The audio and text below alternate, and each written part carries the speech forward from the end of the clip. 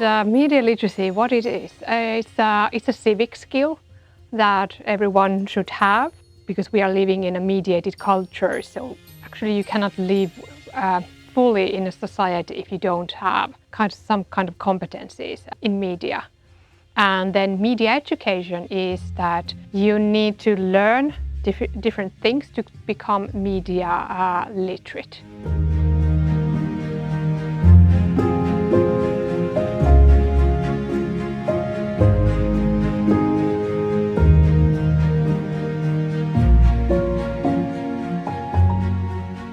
Finland has ranked as #1 in media literacy. It means that the Finnish people can quite well spot the fake news, and they actually trust the verified news channels and magazines. High trust society with a lot of transparency, and it's a country where you can get a lot of information.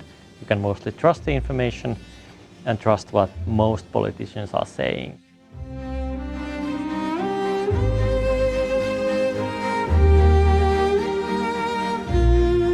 But the young people they don't understand the whole system by heart. They have to be taught how the system works. And of course the strength is that it's in the school curricula. So every child from the kindergarten through preschool to school gets media education in the school system. It's not a specific subject at school, but it is embedded in the school system. In this process, the young people learn about the media, how media works, and they actually get their voices heard in the media, in society. So it's very important that these 15-year-olds actually have a say in the society.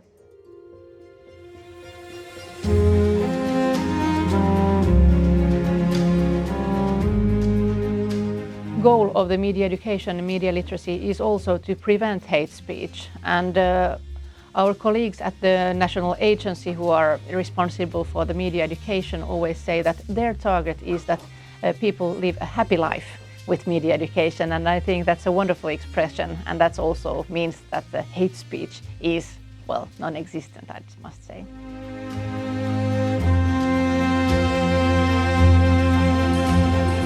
News class is something that we offer for 13 to 16-year-olds where you have a news mentor that is a journalist who goes into the classroom and tells the children how media works. So they learn the birth of the piece of news, how news work, and then they get to create news.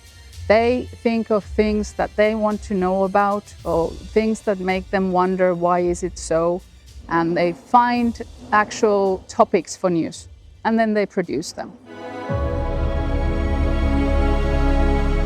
Make them able to act actively in the society, especially in this new media society that they can be active, and on the other side that they also are able to be critical what they read and what they hear and what they see, for example, in news.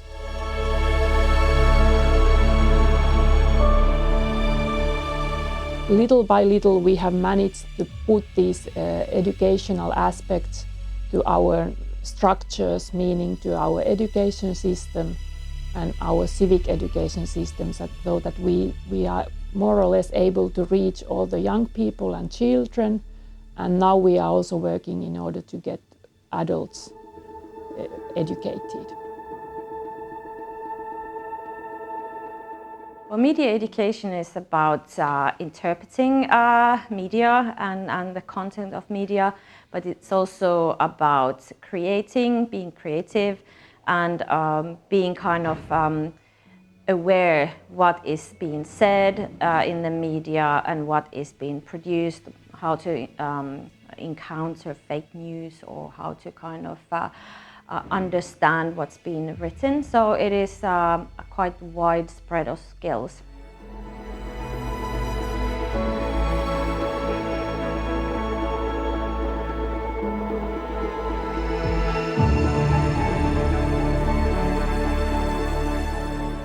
With every type of these threats, they are aiming at the vulnerabilities in our societies and at the democratic structures of our societies.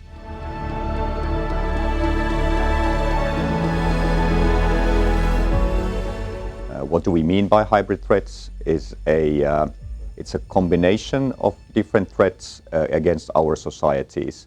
They're trying the adversaries, and mostly when we talk about adversaries, we're talking about Russia on the first hand and China on the other hand, but there are other potentially malign actors as well. So it could be cyber attacks against us. It could be disinformation operations. It could be also the coercive use of military means.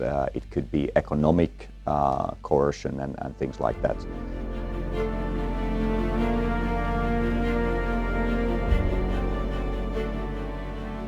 And the more we are dependent on technologies, the more there is what we call attack surface, which the adversaries could exploit. And I think artificial intelligence is one of the bigger ones in the sense that it cuts across the different domains. Obviously, it has a huge importance for the information domain, but it will be part of the threat environment also in other domains.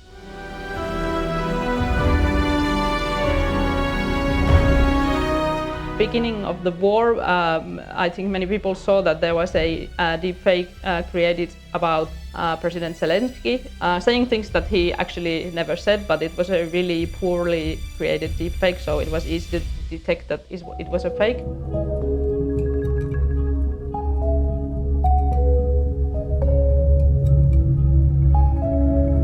We have to live with the AI. AI can bring many positive things, but for the information ecosystem and for the trustworthy content, thanks God we have like hopefully literate journalists and fact checkers to kind of let's say moderate a little bit and act as some sort of gatekeepers for the readers. So yeah, the big question is what the platforms are going to do with the deepfakes, because they certainly do have a big responsibility of detecting the deepfakes and taking them down. We also work with international partners to get information out from places that do not allow it, for example, in Russia. So I think that those are the main things.